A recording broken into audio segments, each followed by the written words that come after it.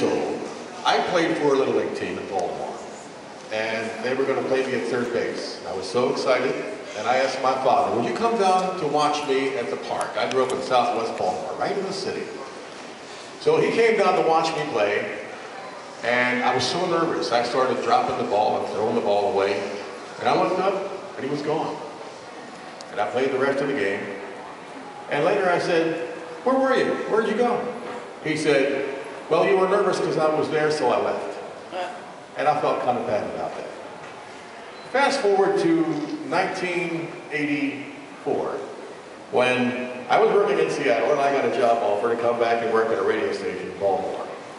So I came back, and my father was very proud of me. And he told a lot of people, because I did the morning program on one of the FM stations in Baltimore. But then, by 1985, 86, there was something that was troubling me, because I loved my father. He was a rough guy. He served in the Navy for 5 years on the Intrepid. Saw a lot of war during those days. And he was a guy that didn't reveal his feelings much.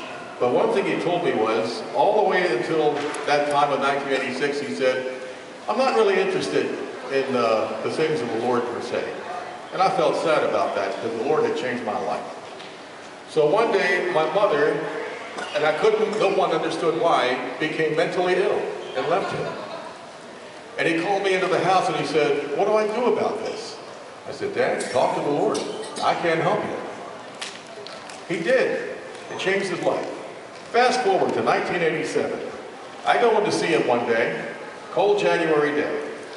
And this rough man begins to tell me how sorry he was for the things he had done in his life, and how he had maybe not been as supportive of us children.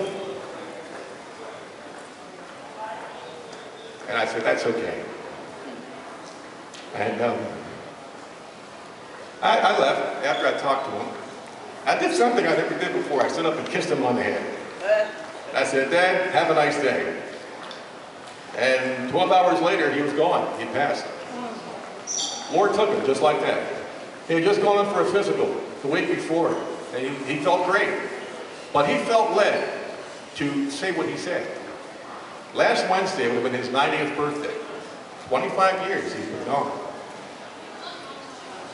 But in my heart, he's never gone. He finished well. The important thing. And we've heard several discussions about the Orioles. They're a game out of first place, but they're going to be there all year. And they're going to finish well.